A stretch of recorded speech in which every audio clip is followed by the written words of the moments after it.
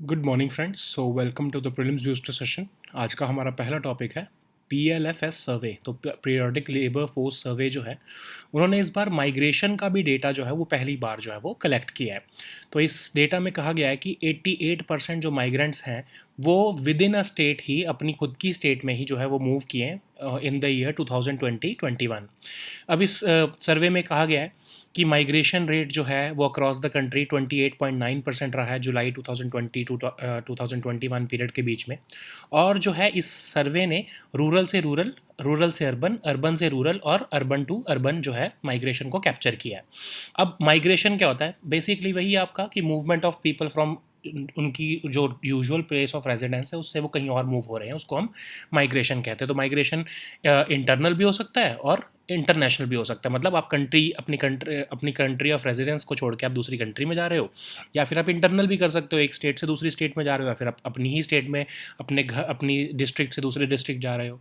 तो आर्टिकल 19 आपको पता ही है कॉन्स्टिट्यूशन का, हमारा कहता है कि right to reside and settle in any part of the territory of India हमारे सिटीजन्स का राइट है।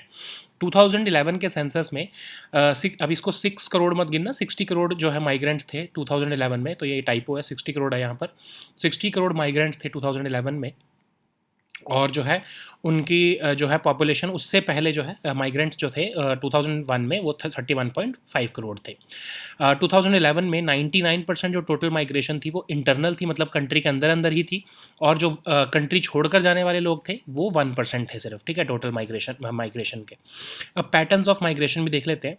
तो रूरल से रूरल माइग्रेशन जो है वो 51% है, और रूरल अर्बन या अर्बन से अर्बन मूवमेंट जो है, मतलब कि अर्बन की तरफ मूवमेंट जो हुई है मोस्टली, वो 8 करोड़ माइग्रेंट्स की हुई है, ठीक है। 8 करोड़ और 8 करोड़, मतलब रूरल से अर्बन माइग्रेशन भी 8 करोड़ थी, और अर्बन से जो है विद इन अर्बन भी जो है वो माइग्रेशन जो है वो 8 करोड़ रही है। इंट्रा स्टेट, मतलब एक ही स्टेट में आपकी जो माइग्रेशन हुई है वो मोस्टली वही है सारी माइग्रेशन का, इंटरनल माइग्रेशन का 88% जो है वो इंट्रा स्टेट मूवमेंट रही है। अगर आप जैसे हरियाणा में हो तो आप एक डिस्ट्रिक्ट से दूसरी डिस्ट्रिक्ट चले गए, मोस्ट ऑफ द माइग्रेशन जो है वो आपके इंट्रा स्टेट ही है।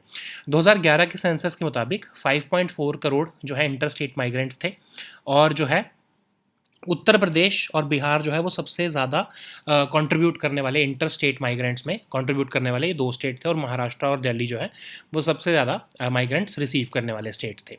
अब रीजंस क्या है, क्यों माइग्रेशन होती है, ठीक है। तो इंट्रा स्टेट माइग्रेशन के रीज़न जो है वो दो सबसे बड़े हैं। वो है, एक तो मैरिज हो गई आपकी, एक ही स्टेट में आपकी मैरिज हुई है, आपका डिस्ट्रिक्ट चेंज हो गया, खासकर विमेन का।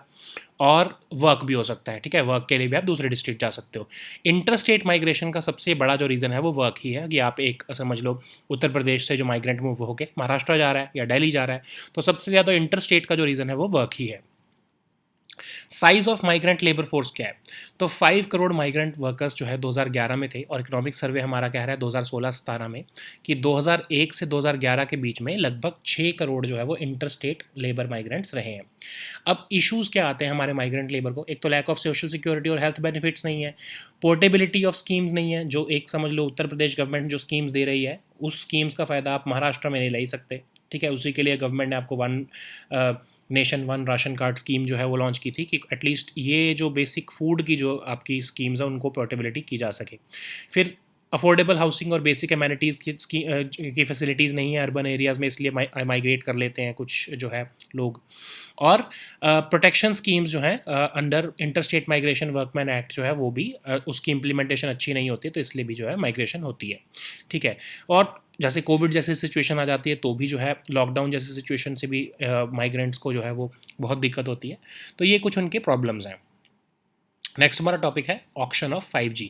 तो यूनियन कैबिनेट ने एयरवेव्स 5G एयरवेव्स को जो है कि ऑक्शन की जो है परमिशन दे दी है, उसको अप्रूवल दे दिया है फॉर बोथ टेलीकॉम सर्विस और कैप्टिव 5G नेटवर्क्स जो आपकी बिग टेक फर्म्स यूज़ करेंगी। तो अभी दोनों को हम टॉपिक्स को देखते हैं। तो एक्चुअली जो है रिजर्व प्राइस जो है आपका ट्राई ने जो रिकमेंड किया है लगभग 4.5 लाख करोड़ रुपीज़, उसके हिसाब से कैबिनेट ने अप्रूवल दिया कि 5G के ऑक्शंस होंगे।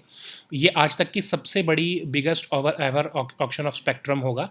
72,000 मेगाहर्ट्ज़ ऑफ मोबाइल एयरवेव्स जो है वो सेल किए जाएंगे। 9 फ्रीक्वेंसी बैंड्स में 5G स्पेक्ट्रम सेल होगा, और जो आपके टेलीकॉम ऑपरेटर्स हैं उसको खरीदेंगे।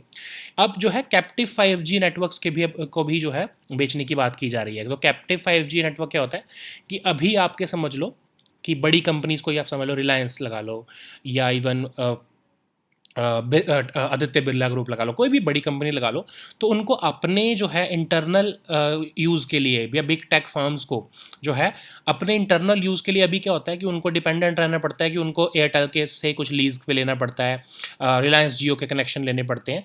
बट अगर हम उन्हीं को 5G नेटवर्क्स जो है उनको ही हम 5G ऑप्शन कर दें, तो वो अपने इंटरनल कैप्टिव यूज़ के लिए, अपने जो है अपने बिजनेस के यूज़ के लिए भी जो है वो 5G नेटवर्क का यूज़ कर सकते हैं अपने ऑफिस, अपने काम के लिए, ताकि अपने डेटा को सिक्योर रख सकें और 5G पे वो इनोवेशन भी कर सकें। ठीक है, लेकिन अब इसमें कैच ये है कि अभी तक जो है यूनियन कैबिनेट ने उनको अलाउ तो किया है कैप्टिव नॉन पब्लिक नेटवर्क बनाने के लिए, लेकिन कहा है कि आपको टेलीकॉम कंपनीज से वो लीज पे लेना पड़ेगा, आपके लिए हम सेपरेट अभी, एटलीस्ट अभी हम अब आपको सेपरेट हम एलोकेशन नहीं दे रहे हैं।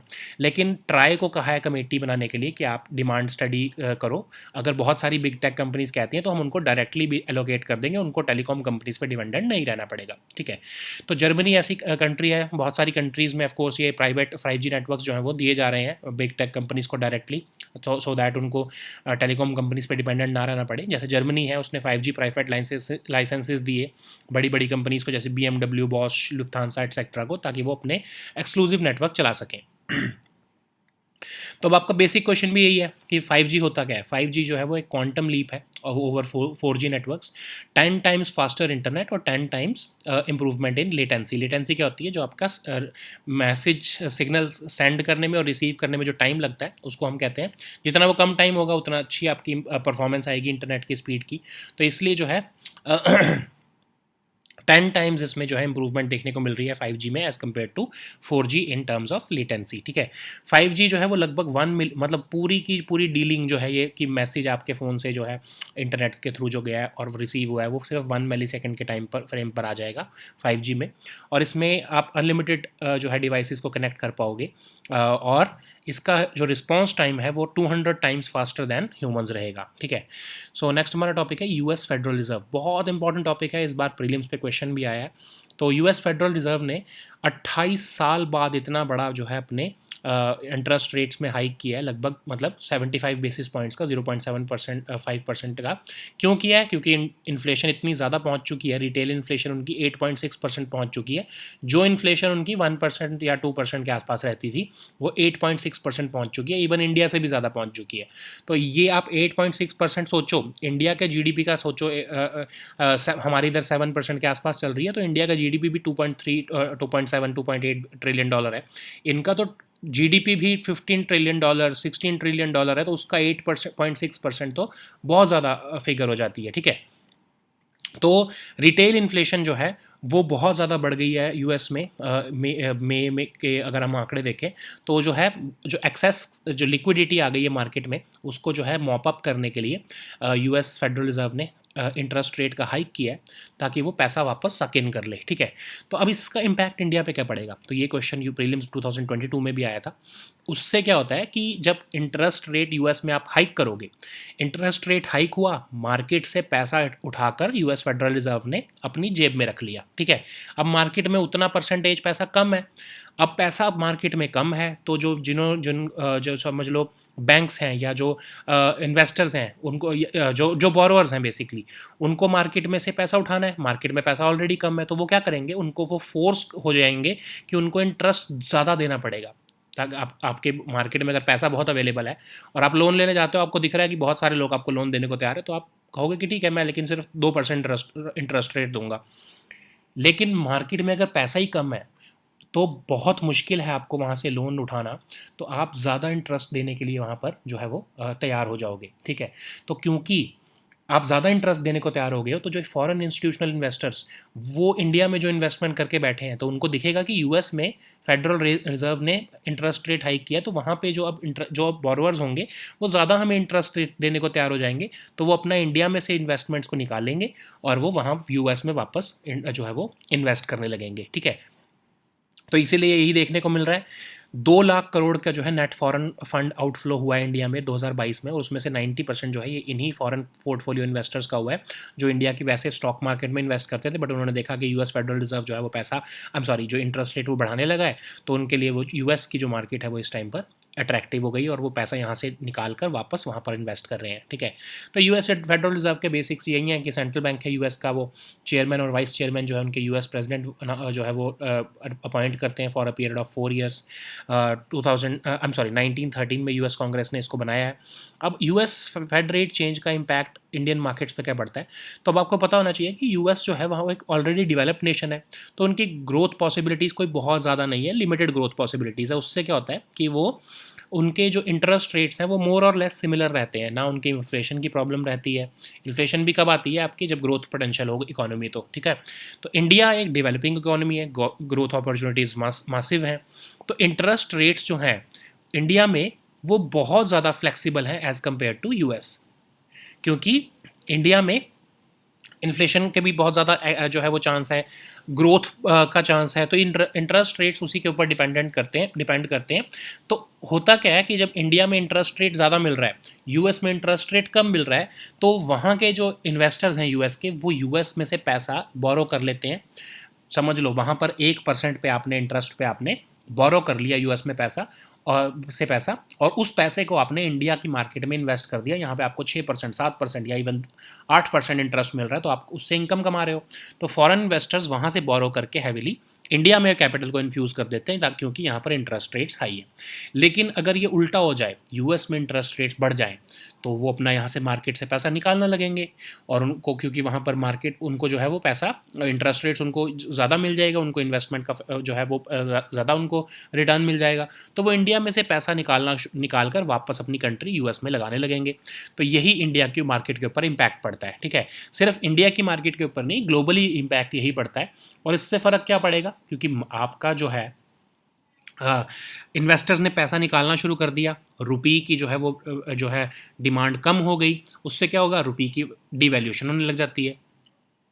रुपी की वैल्यूएशन कम होगी तो फॉरेन इन्वेस्टर्स को और लो कम रिटर्न मिलेगा, क्योंकि उनकी वो इन्वेस्टमेंट जो करेंगे, तो रुपी की वैल्यू बहुत कम है, तो उनको इन्वेस्टमेंट्स पे जो रिटर्न मिलेगा, जो रिटर्न तो इंडिया की स्टॉक मार्केट रुपी में देती है, तो उनके लिए जो वो डॉलर में जब उसको कन्वर्ट करेंगे तो उनके लिए वो रिटर्न बहुत कम होंगे, तो इसलिए फिर वो और ज़्यादा ये लूप पड़ता ही जाता है। और इससे क्या होता है कि जो फॉरेन इन्वेस्टर्स हैं उनको यहाँ पर लोअर रिटर्न मिलने लगते हैं, और फिर वो वापस इसीलिए जो है यूएस में इन्वेस्टमेंट्स करनी शुरू कर देते हैं, ठीक है। तो डेवलपिंग कंट्रीज़ जो है वो जब यूएस रेट कट करता है, जब ये यूएस ने भी जो रेट, फेडरल रिजर्व ने जो रेट बढ़ाया है, इसकी बजाय अगर वो रेट कट करे तो फॉरेन इन्वेस्टर्स के लिए और ज़्यादा अच्छा रहेगा कि वो इंडियन इकोनॉमी में इन्वेस्ट करें, क्योंकि उनको यहाँ पर इंटरेस्ट रेट ज़्यादा मिलेगा। तो यूएस जब फेड रेट कट करता है तो जो इंडिया की मार्केट है उनके लिए, उसके लिए बहुत अच्छा हो जाता है, क्योंकि इन्वेस्टर्स बहुत सारे जो हैं वो इंडिया की तरफ मूव करते हैं, ठीक है। सो नेक्स्ट हमारा टॉपिक है वर्ल्ड ब्लड डोनर डे। तो वर्ल्ड ब्लड डोनर डे 14 जून को मनाया जाता है हर साल। इस साल का स्लोगन है donating blood is an act of solidarity, join the effort and save lives.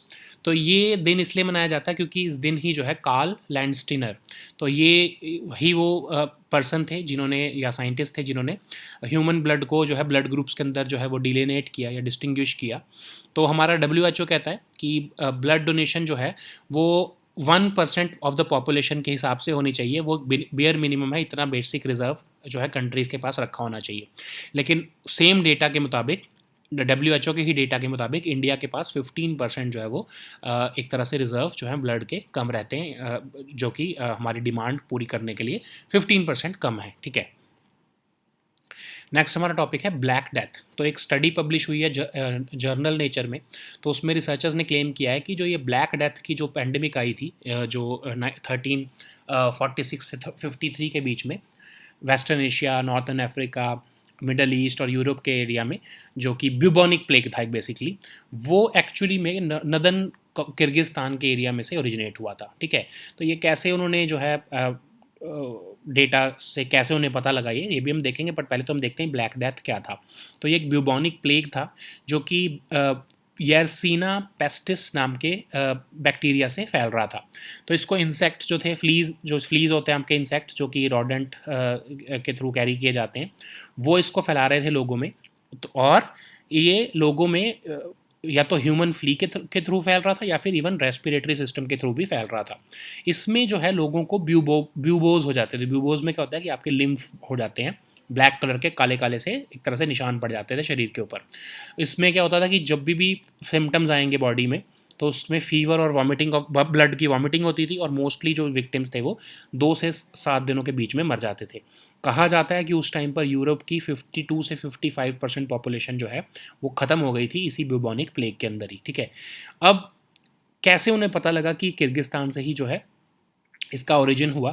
तो किर्गिस्तान में उन्होंने 2 क्रिश्चियन सेमेट्रीज़ को देखा और वहाँ पे जेनेटिक ट्रेसेस जो है उनके मिले वाई पेस्टिस बैक्टीरियम के।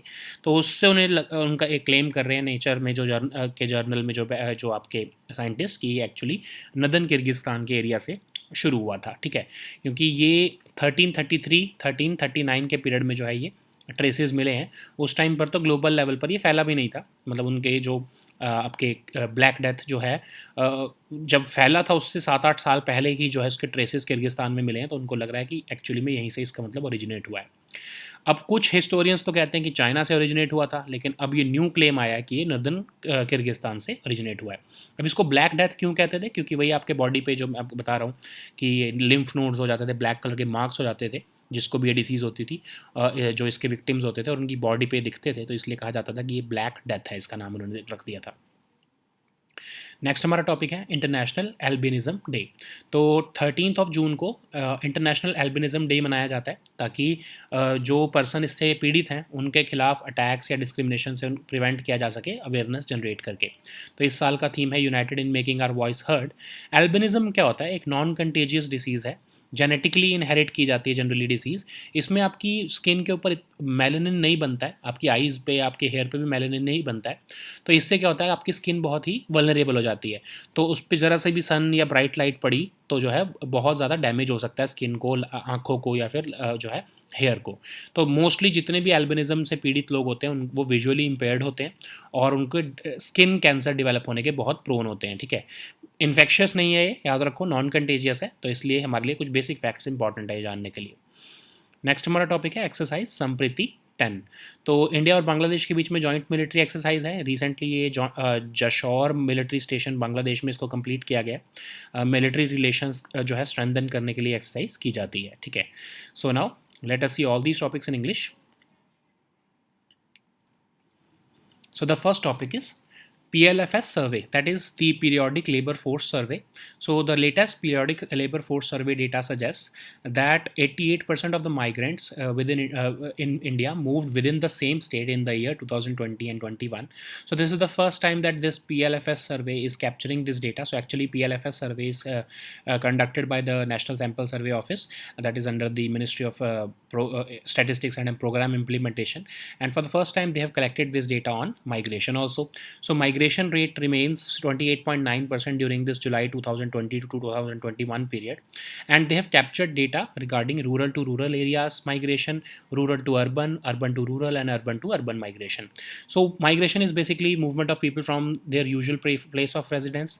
As per 2011 census, India had 60 crore migrants. So just avoid this typo. This is 60 crore migrants in 2011.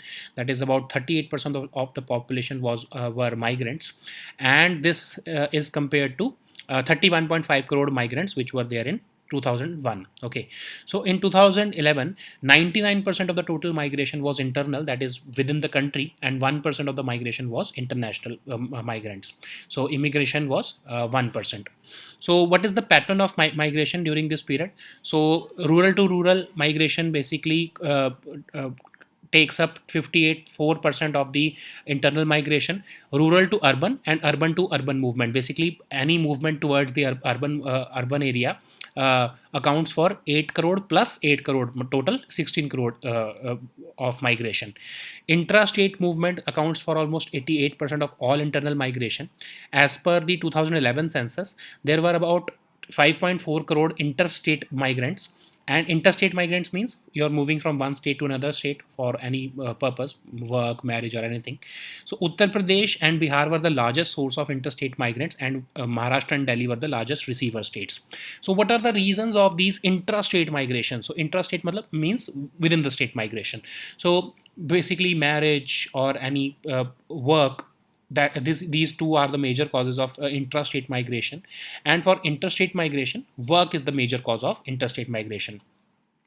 What is the size of migrant labor force? About 5 crore migrant workers were there in 2011, and Economic Survey 2016 and 17 says about 6 crore interstate labor migrants were there between 2001 to 2011 period.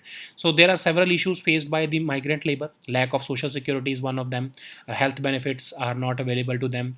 There is lack of portability of state schemes. Like earlier, there was no possibility for these migrant labor to get Russian card benefits across all states. So now we have this one nation, one Russian card scheme, so they can get their Russian card portability. So slowly, the government is moving towards making all these schemes portable, and there is lack of access to affordable housing and basic amenities in urban areas. Other issues like even lockdown, COVID-induced lockdown has severely impacted migrants. So there are many issues which are faced by migrant labor. The next topic is auction of 5G. So Union Cabinet has approved the auction of airways which are capable of offering fifth generation 5G or telecom services. So basically the TRAI has recommended the reserve price of about 4.5 lakh crore, and the cabinet has approved that price. This will be the biggest ever auction of spectrum, and the government would put up 72,000 megahertz of mobile airwaves on sale, and they will be available in 9 frequency bands. So, and also the Union Cabinet has also approved the captive 5G network. So captive means you are using, big tech firms are using this 5G spectrum for their internal purpose. Currently, they are dependent on telecom companies. They have to take their communication, they have to fulfill their communication needs by depending upon the telecom companies. So they take it on lease, or they take it the plans of these telecom companies. But now big tech firms can be allowed. Why I'm using the term can? Because currently the Union Cabinet has said that you can take 5G spectrum on lease from telecom companies, but TRAI will conduct a demand study, and it will see if more and more big tech companies want direct allocation to them of the spectrum. Then the government can think of that. Okay, like the Germany and other countries have also done these 5G private licenses. They have been given direct auction. They have been given the direct spectrum. They do not so that they do not need to be dependent on telecom companies. These big tech firms can now operate their own telecommunication network for their captive use. Okay, so what is 5G? Of course, it is a high speed internet. So it is about 10 times faster than 4G, and it has 10 times improvement in latency. Latency means the time difference between sending and receiving messages. Okay, so what your device does, how internet operates, it sends a code and it receives a code. So 5G is expected to reduce latency to just 1 millisecond, and there is a it will be 200 times faster than humans. So the next topic is US Federal Reserve. So US Federal Reserve has raised interest rates by 75 basis points after about 28 years. And the aim is to bring inflation down to 2%, because currently it is about 8.6% in the US. Retail inflation is wavering around 8.6% in May. Which is the biggest, of course, since 1994. So it is not just India. The inflation is hampering the growth, and it is disturbing the peace of the world economy. So what happens is that when US Federal Reserve increases interest rate, it mops up about a lot of money from the market, and due to that there is less money available in the market. So the borrowers in the US, they offer higher interest to the market in case they need to borrow money. So these investors, they find they find US market more lucrative than India, and they start pulling out money from India, and they start investing it back in US, because they know that the borrowers in US are willing to pay more interest because there is less cash available in the American market. So this is what is happening now. Net foreign fund flow outflow from India in 2022 has crossed about 2 lakh crore mark. About 90% of it is just foreign portfolio investors who have pulled money out of the Indian stock market to invest in the US. And this is the basics of US Federal Reserve. So it is the central bank of US, founded by the US Congress in 1913, and the chairman and vice chairperson of the US Federal Reserve is appointed by the US president for 4-year terms. So how does it impact Indian markets? Of course, once the foreign portfolio investors start taking money out of the market, uh, it hampers the or it starts devaluing our Indian currency.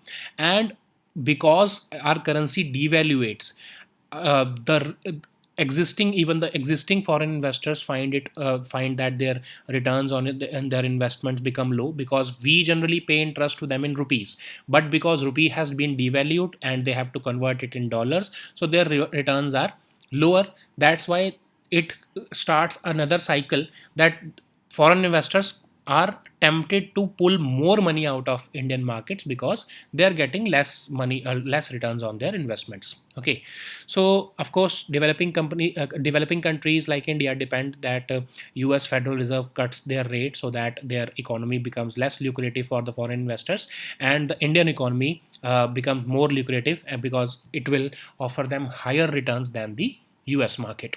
Okay, so the next topic is World Blood Donor Day. So World Blood Donor Day is observed every year on 14th of June, and this year the slogan is "Donating blood is an act of solidarity. Join the effort and save lives." So on this very day, we mark the birth anniversary of Karl Landsteiner, who distinguished human blood into blood groups. And as per World Health Organization, blood donation by 1% of the population is the bare minimum which is required to meet the most basic blood needs of a country. And India falls short by 15% of its most basic blood needs as per the WHO standard. So the next topic is Black Death. So a study has been published in the Nature journal, and researchers have claimed that the disease originally originated in modern day northern Kyrgyzstan. So they found that about 7 to 8 years when this outbreak happened in 46 to 53, this bacterium Yersinia pestis was actually present in the northern Kyrgyzstan location, and they found that two Christian cemeteries near this location, and genetic traces of this bacterium was available in in the bodies which have been excavated from these two Christian cemeteries in this region. So anyways, what was the Black Death? So basically it was the bubonic plague, which spread across Western Asia, Northern Africa, Middle East and Europe in 1346 to 53 period. And it was spread by fleas, that is the insects which were carried by rodent hosts. And it also was transmitted to other humans through respiratory system. So it caused hard black colored lymph nodes called buboes, and it was the most distinguished clinical feature of this Black Death or this bacterium. Okay, so what happened is that the person who contacted this bacterium developed intense fever and blood vomiting, and most of the victims died within 2 to 7 days. It was said that about 52 to 55% of the Europe population died with this bubonic plague. And why was it called Black Death? Because the dead bodies, when the dead bodies were seen, black marks appeared on their skin, because of those lymph nodes that I talked about, which was the unique feature of this disease. So that's why it was termed as Black Death. So the next topic is International Albinism Day. So on 13th of June, we observe this day so that we can generate awareness among the people, so that prevention of attacks and discrimination against persons with albinism can be ensured. So this year the theme was united in making our voice heard. So albinism is basically a non-contagious, rare and genetically inherited health condition in which there is lack of melanin in skin, eyes and hair. Because of that, their skin, eyes and hair, all of them become vulnerable to any bright light or sunlight. And most of the people, almost all of the people rather, who are suffering from albinism, they are visually impaired and they are prone to developing skin cancer. It is not infectious, it is not contagious, but it is generally inherited by the people. Okay. So the next topic is exercise Sampriti. So exercise Sampriti has been recently concluded at Jashore military station in Bangladesh, and it is basically a joint military exercise between India and Bangladesh, and it will strengthen the military relations between the two countries. So friends, हमने अपने description box में एक link share किया है हमारी website का। आप वहाँ पर डेली क्विज जाकर कर सकते हो, आप एमसीक्यू वहाँ पर सॉल्व कर सकते हो, और आपको ये जो है वहाँ पर करंट अफेयर्स का मटेरियल भी जो है वो वहाँ पर अवेलेबल होगा। सो अब ऑफ कोर्स हम आपको पीडीएफ भी प्रोवाइड करते हैं, बट आप वेबसाइट भी जाकर चेक कर सकते हो। आपको अगर डायरेक्टली जैसे आपको एमसीक्यू सॉल्व करने हैं तो आप वहाँ पर जाकर सॉल्व कर सकते हो, ठीक है। और आज हमने अपने टेलीग्राम ग्रुप में वीकली करंट अफेयर्स कंपाइलेशन भी शेयर किया है, so just download that also. We'll meet next time with new topics. Until then, goodbye and take care.